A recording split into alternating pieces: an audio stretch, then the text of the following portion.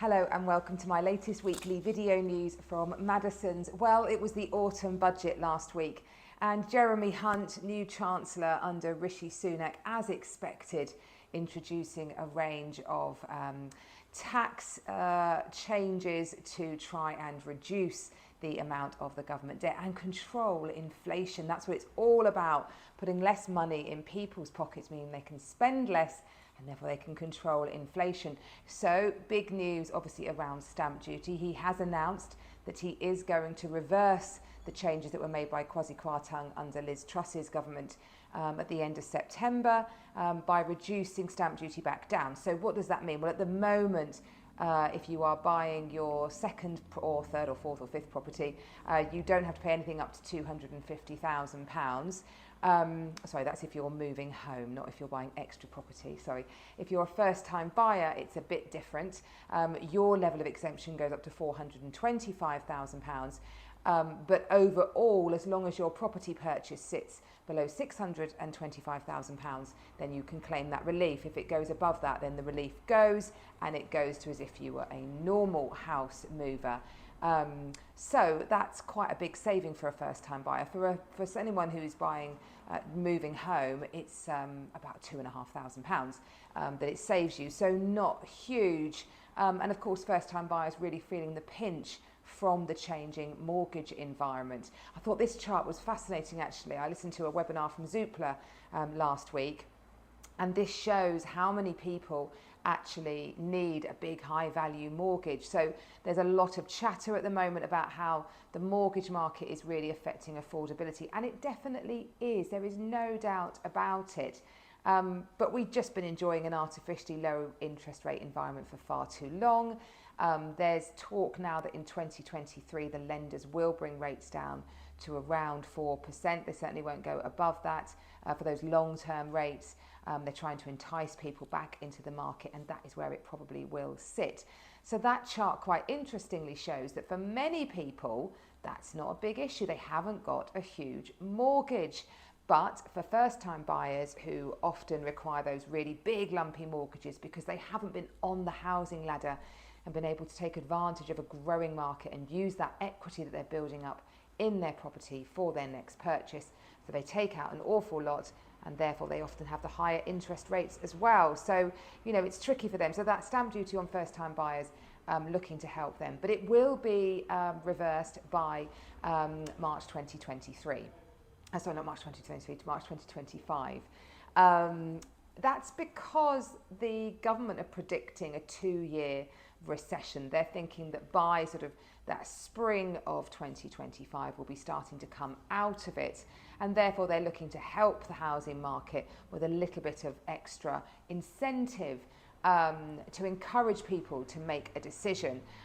It's an interesting one, isn't it? If you're feeling nervous and you're thinking you're going to retract and just stay put for a while, then that stamp duty holiday, effectively, that's what it is. It's like a 2-year holiday, could entice you to move. £2,500 is still a lot of money, isn't it? So could entice people to move. But all I can say is at the cutting edge here, it's not as doom and gloom as what you might think at all. We're still really busy. We're taking new properties to market. We've got lots of valuations. Our viewings diary is full. And that's because I think we live in an area, it's expensive and tends to attract not so many first-time buyers, but those second steppers who don't require quite so much of their mortgage requirement.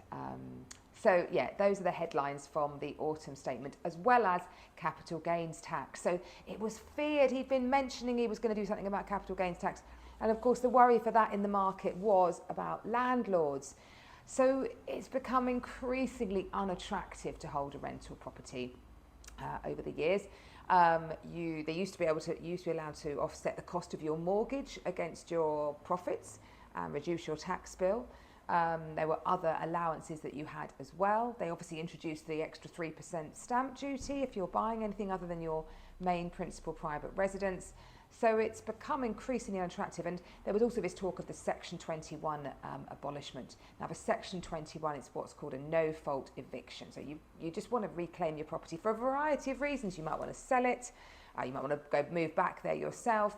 And there's been talk for a long time of getting rid of that, which means it will become increasingly difficult for landlords to reclaim their property. So all these things making more landlords leave the market, and chatter of capital gains tax going up did not help, but it's not that bad actually. So they're just lowering, you have this thing called a nil rate band. It means how much gain you can make before the government start taxing you, and at the moment that sits at £12,300. Well, from April 2023 that's going to drop to £6,000, and then in the following year it will drop to £3,000, that nil rate band. So that's, for April, that's about £1,700 tax extra that someone's going to have to pay. So I don't think that's enough of a deterrent to mean that people are going to suddenly be flooding the market trying to get rid of their properties before those capital gains tax hikes. If they're very pregnant in gains, they might rather pass them on to their estate, because capital gains tax gets wiped out on death, of course. You have the joys of inheritance tax. So yeah, those are the main big headlines that affect the property world from the autumn budget. As ever, I'll keep you updated with what I see. Thank you so much to everyone who came down and supported the big reveal on Saturday night. It was amazing down here on the Pantiles. If you didn't come this year, do come. I know England were playing in the rugby. It was a tricky time, wasn't it? But it was so well supported, and there's some beautiful windows down here. You can come down and vote on your favourite up to Thursday. So please do come and look at the windows that the traders have gone to so much effort to create. And also, we are delighted to announce that we are supporting the Mayor's Toy Appeal again.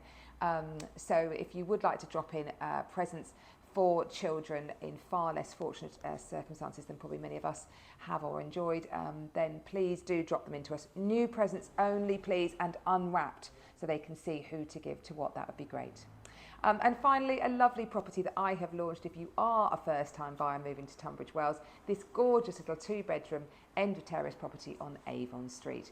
It's on a guide of £400,000. It's absolutely delightful, beautifully presented inside and out, and yeah, really lovely, nice garden. So well worth a look. Give us a call. I'm off now to put my hair up. I didn't get time this morning, so rare sight. And I look forward to seeing you next week. Have a great week. Bye-bye.